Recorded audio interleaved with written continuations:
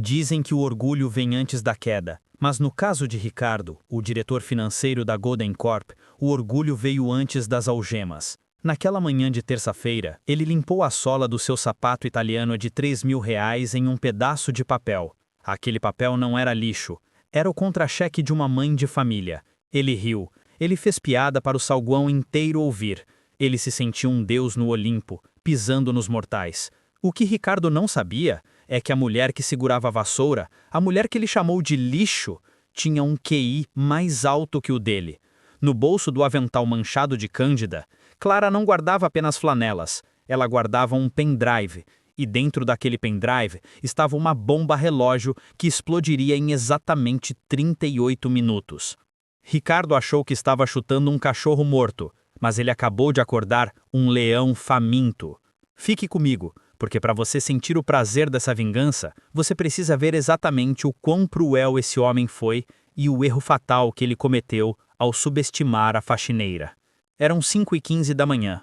O prédio da Golden Corp ainda dormia, exceto por Clara. Há 3 anos, essa era a rotina: chegar antes do sol, sair depois da lua. Clara precisava desse emprego. O tratamento renal da sua mãe consumia cada centavo, e a faculdade de contabilidade teve que ficar em segundo plano. Ela trancou o curso no último ano. Faltava tão pouco, mas a vida não espera. Enquanto limpava a sala de reuniões da diretoria, Clara parou. No quadro branco, gráficos complexos de fusão de empresas, deixados pela reunião da noite anterior. Qualquer outra pessoa veria apenas linhas vermelhas e azuis. Clara via padrões. Ela se aproximou do quadro. Seus olhos correram pelos números da projeção fiscal. Ela franziu a testa. Eles não calcularam a amortização. Ela sussurrou para si mesma num reflexo automático. Se continuarem com essa margem, vão declarar falência técnica em 6 meses. Ela pegou o apagador, tentada corrigir o erro de milhões de reais, mas parou. Ela lembrou do seu lugar. Ela era apenas a limpeza. Ela suspirou, guardou sua inteligência no bolso junto com as chaves e voltou a esfregar a mesa de vidro. Mal sabia ela que em poucas horas aquela mesma inteligência seria sua única arma de defesa. O relógio bateu 9 horas. O saguão estava cheio. Ricardo, recém-promovido e desesperado para mostrar autoridade, entrou desfilando. Ele falava alto ao celular, ignorando o mundo. Foi quando aconteceu. Clara, tentando desviar de um funcionário apressado, puxou o carrinho de limpeza. A roda travou. O balde oscilou. Um pouco de água cinza espirrou. Apenas algumas gotas, mas caíram justamente na ponta do sapato de verniz de Ricardo. O silêncio foi imediato. Ricardo parou. Ele olhou para o sapato. Olhou para Clara. E sorriu. Aquele sorriso perverso de quem encontrou uma presa. Olhem só. A voz dele ecoou. A incompetência tem cheiro, sabiam? Cheiro de água suja. Clara tentou se desculpar, trêmula. Perdão, senhor Ricardo, a roda travou e... Shh! Ele fez sinal de silêncio, colocando o dedo nos lábios. Ricardo enfiou a mão no bolso interno do paletó e tirou uma calculadora financeira. Ele adorava números, ou pelo menos adorava usá-los para diminuir pessoas. Dona Clara, ele começou, caminhando em círculos ao redor dela. Você sabe quanto custa o metro quadrado deste mármore italiano que você está sujando? Não, senhor. R$ 3.000. Ele digitou na calculadora, mostrando o visor para a plateia de funcionários petrificadas. E aqui, no seu bolso, vejo que é dia de pagamento. Sem pedir licença, ele puxou o envelope do avental dela. Abriu. Viu o valor, soltou uma gargalhada seca. R$ 1.400. Ricardo balançou a cabeça, fingindo pena. Matematicamente falando, Clara, o chão que você pisa vale mais do que 2 meses da sua vida. Se eu trocasse você por um robô aspirador, a empresa teria lucro em 120 dias. Você é um passivo, um prejuízo ambulante. Ele amassou o envelope e então fez o impensável. Soltou o papel amassado dentro do balde de água suja. Pode pescar. Dinheiro sujo combina com você. Ricardo virou as costas, sentindo-se o rei do mundo. Mas foi nesse exato segundo que a arrogância dele o traiu.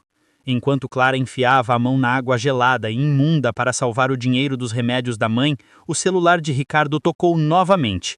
Ele atendeu irritado, achando que já estava longe o suficiente dos ouvidos da faxineira irrelevante. Mas a acústica do saguão era perfeita. E Clara não estava chorando. Ela estava escutando. "O quê?" Ricardo gritou ao telefone, a voz falhando. A postura de rei desapareceu. "Eu já mandei triturar tudo. Como assim a máquina do 15º andar emperrou? Aqueles papéis da offshore não podem ser vistos nem pelo Papa, seu idiota. Eu estou subindo. Ninguém entra na sala de arquivo morto até eu chegar." Ele desligou, pálido, e correu para o elevador privativo. Clara permaneceu agachada. A água escorria pelo braço dela. Mas agora, os olhos dela não tinham mais medo. Tinham foco. A mente de contadora conectou os pontos em milésimos de segundo. Offshore, trituradora emperrada, arquivo morto. Ricardo não estava apenas cortando custos, ele estava desviando capital. E a prova do crime estava emperrada em uma máquina do 15º andar, esperando para ser salva. E você não vai acreditar em quem estava esperando por ela quando a porta do elevador abriu. A porta se abriu, e o sangue de Clara congelou. Não era Ricardo. Ainda não. Parado diante dela, bloqueando a saída do elevador de serviço, estava Oliveira, o chefe da segurança noturna. Um ex-policial militar de 2 metros de altura que seguia o regulamento como se fosse a Bíblia. Ele olhou para Clara, olhou para o relógio e depois para o balde de limpeza vazio. "O que você está fazendo no andar da diretoria fora do horário, Clara? Você sabe as regras. Ninguém sobe sem crachá vermelho." A voz dele era grave, ecoando no corredor silencioso. Clara tinha 2 segundos. Se ela gaguejasse, Oliveira chamaria a central. Se ela corresse, ele a pegaria. Ela precisava usar a única coisa que Oliveira odiava mais que quebrar regras: Ricardo. Clara endireitou a postura, respirou profundo e mentiu com a frieza de uma atriz vencedora do Oscar. "Foi o Sr. Ricardo, seu Oliveira. Ele..." Ela baixou a voz fingindo constrangimento. "Ele derramou café na sala de arquivos, de novo, e mandou eu subir agora, ou ele ia me demitir e descontar o carpete do meu salário." Oliveira bufou. Ele conhecia a arrogância de Ricardo. Ele odiava aquele playboy. "Aquele homem não sabe segurar uma xícara." Oliveira resmungou, abrindo espaço. "Vai rápido. Ele está subindo pelo elevador social. Se ele tiver parado aí, sobra para mim." Clara assentiu, agradecendo silenciosamente ao universo pelo fato de Ricardo ser odiado por todos. Ela saiu do elevador. Mas assim que dobrou o corredor, ela ouviu o som que temia. O din suave do elevador social chegando ao andar. Clara entrou na sala de arquivo morto e trancou a porta por dentro. Suas mãos tremiam, mas não de medo, de adrenalina. A sala era um labirinto de estantes de metal, e lá no fundo, como uma besta ferida, estava a trituradora industrial. A luz vermelha de Jammed, emperrado, piscava na escuridão. Clara correu até ela. Ricardo não tinha mentido. A máquina estava entupida com maços de papel. Mas não era qualquer papel. Ela enfiou a mão nas lâminas desligadas, um risco que ela jamais correria em dias normais, e puxou. O papel rasgou. "Não, não, não!" Ela sussurrou. Ela tentou de novo, com mais cuidado, usando uma pinça de sobrancelha que tinha no bolso do avental. Milímetro por milímetro, ela extraiu o documento que causou o engasgo. Estava picotado nas bordas, mas o centro estava intacto. Ela leu, e o que ela viu fez o estômago dela revirar mais do que a humilhação no saguão.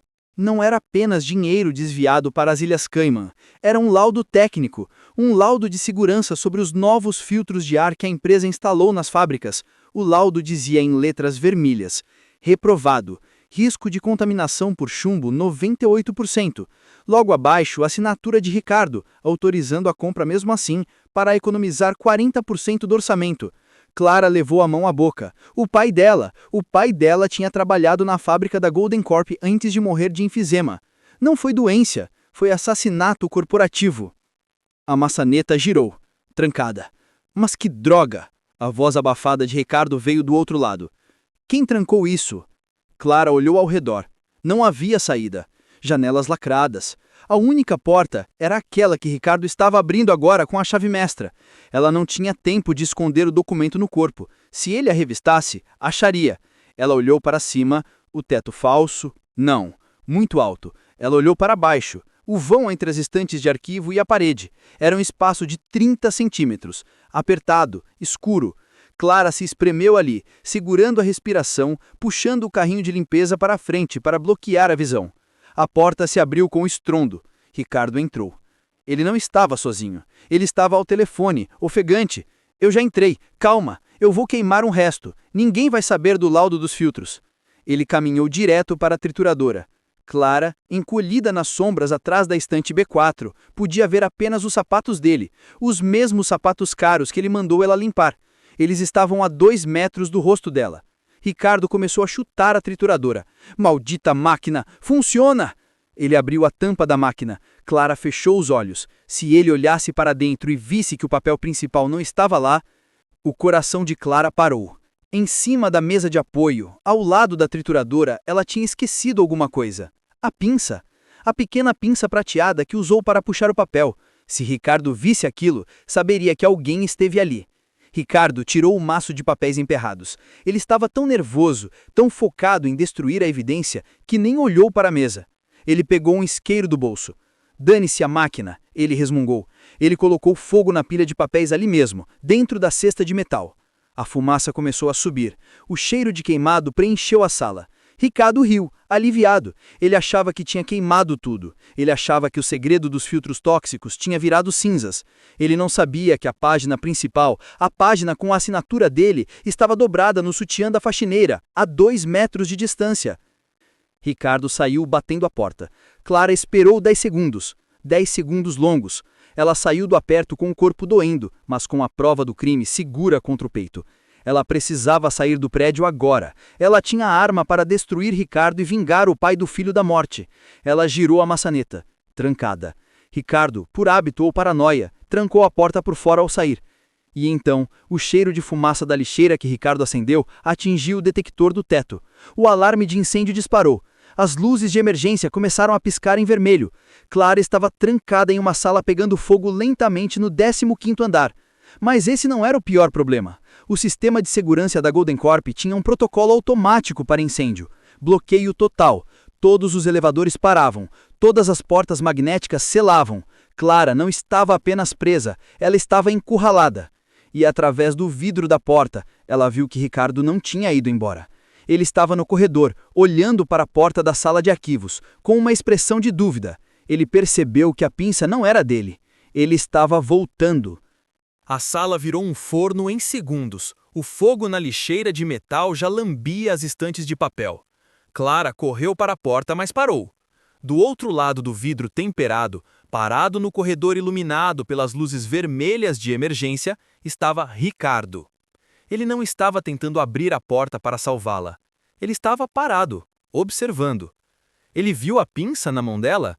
Talvez não, mas ele viu a silhueta. Ele sabia que havia uma testemunha trancada ali dentro. E o olhar dele dizia tudo. Queime. Ricardo tirou o celular do bolso. Ele não ligou para os bombeiros. Ele digitou uma mensagem, sorriu cruelmente para o vidro enfumaçado e se afastou, virando a esquina do corredor. Ele ia deixá-la morrer e culpar o incêndio acidental. Clara chutou a porta. Trancada, o vidro era blindado, padrão de segurança para arquivos confidenciais. Ela estava numa caixa de vidro à prova de som e o oxigênio estava acabando. Clara não podia quebrar o vidro, mas ela conhecia a estrutura daquele prédio melhor que o arquiteto. Ela limpava aquelas calhas de ar-condicionado todo mês. Ela sabia que as paredes da sala de arquivo morto não iam até o teto de concreto real. Elas paravam no teto rebaixado de gesso. Era uma falha de construção. Uma falha que salvaria a vida dela. Com os pulmões queimando pela fumaça, Clara empurrou o carrinho de limpeza contra a estante de metal mais alta. Ela subiu. O carrinho rodou, quase a derrubando no fogo. Ela se segurou na prateleira quente, queimou as mãos, mas não soltou. Com um grito de esforço, ela se içou para o topo da estante, a 3 metros do chão. A fumaça ali em cima era insuportável. Ela socou a placa de gesso do teto, 1, 2 vezes. A placa cedeu. Clara se puxou para a escuridão do entreforro. Era um espaço apertado, cheio de fios elétricos e poeira de 20 anos. Ratos correram quando ela entrou. Lá embaixo, o fogo finalmente alcançou os arquivos de papel. Bum! Uma labareda explodiu, iluminando o buraco por onde ela tinha acabado de subir. Se ela tivesse demorado mais 10 segundos, estaria morta. Clara rastejou como um soldado na trincheira. O calor subia pelo chão. Ela precisava chegar ao corredor, longe de Ricardo. Mas o gesso do teto do corredor não foi feito para suportar o peso de uma pessoa. Crack! O chão sobre os seus joelhos cedeu. Clara despencou do teto, caindo em meio à poeira e pedaços de forro. Ela bateu no chão acarpetado com um baco surdo. Tonta, tossindo poeira branca, ela tentou se levantar. Ela estava no corredor principal.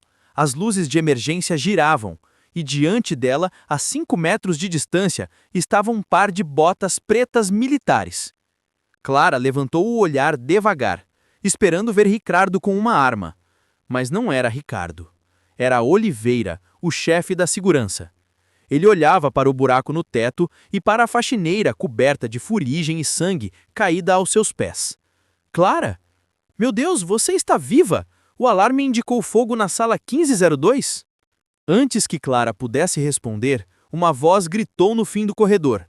Ali! Pegue ela! Era Ricardo. Ele estava voltando com 2 seguranças terceirizados que não conheciam Clara.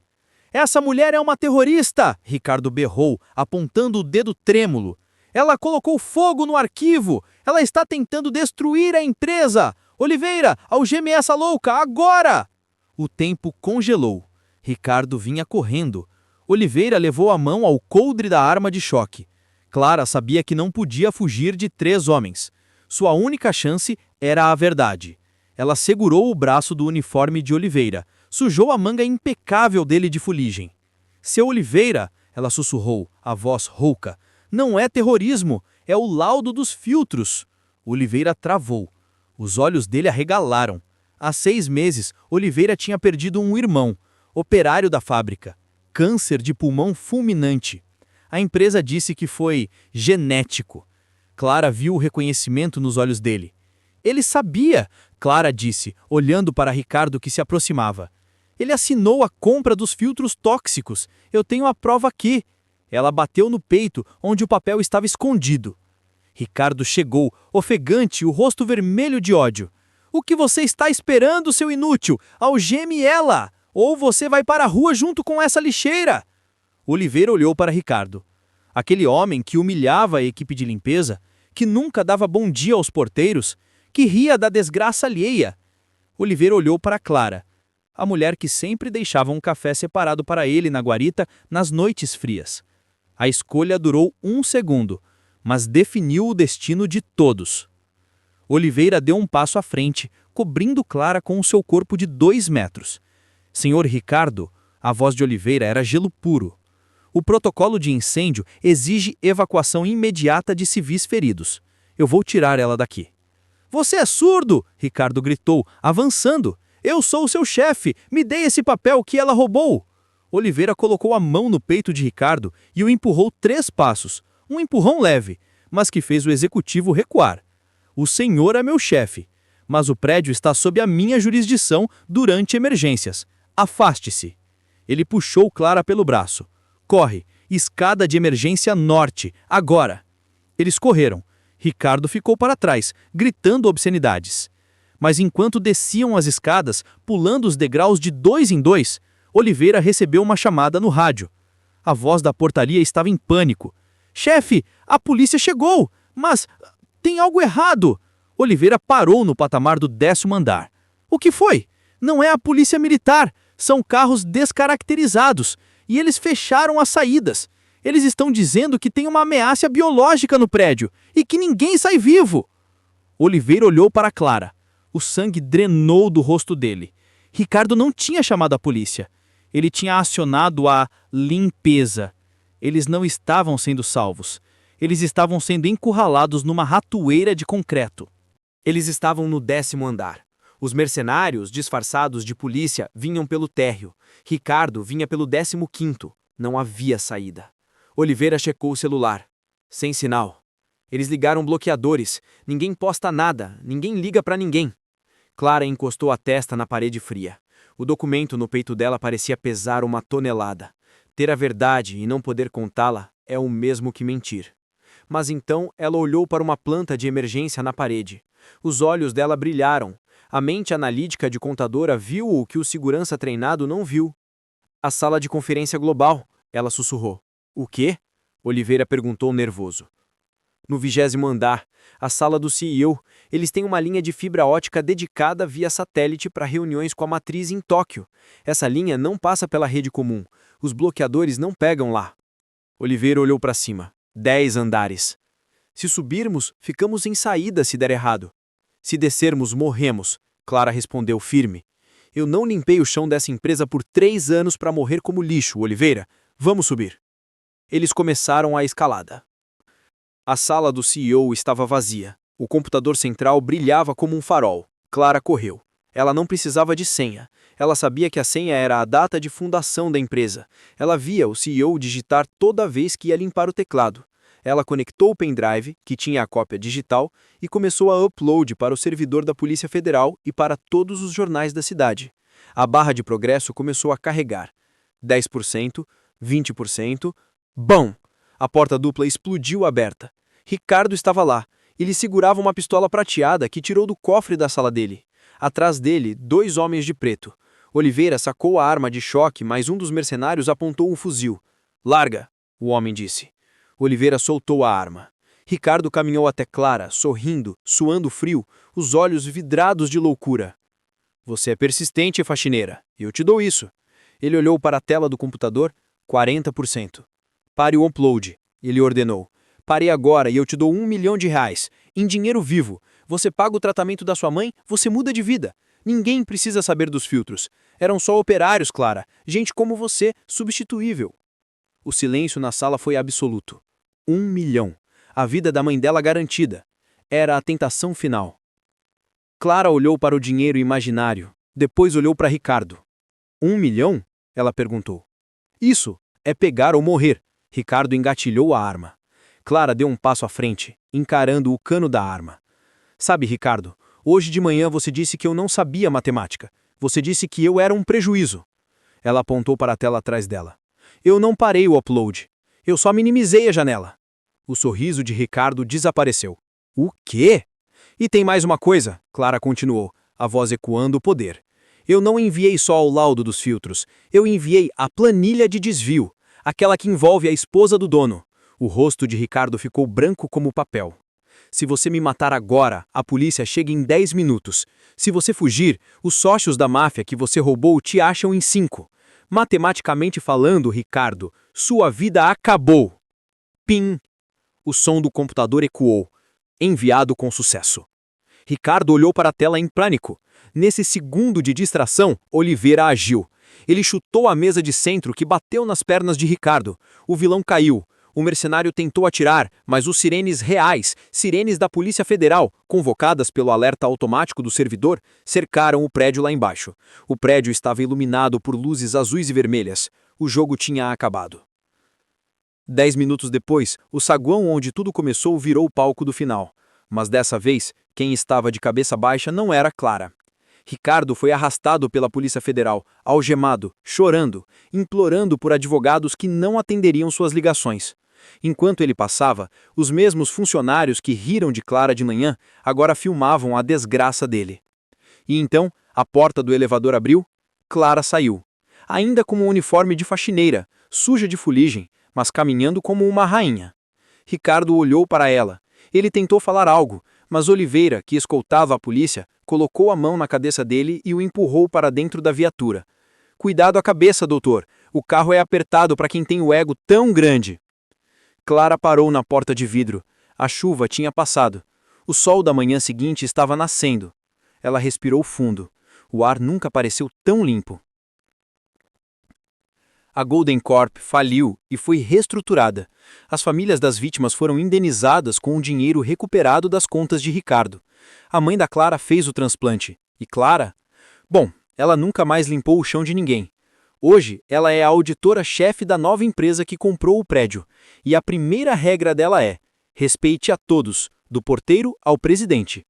Ricardo aprendeu da pior forma que a arrogância é uma armadilha. Ele achou que estava pisando em uma formiga, mas estava pisando em uma mina terrestre. Nunca subestime alguém pela roupa que veste ou pelo trabalho que faz. O mundo dá voltas, e às vezes, quem serve o café é quem assina sua sentença. Se você acredita que o mundo precisa de mais justiça como essa, deixe o seu like, agora mesmo. Isso ajuda a nossa mensagem a chegar a mais pessoas. E me conta nos comentários, o que você faria no lugar da Clara? Aceitaria o dinheiro ou faria a justiça? Se inscreva no canal para a próxima história. Aqui, a verdade sempre vence. Até a próxima!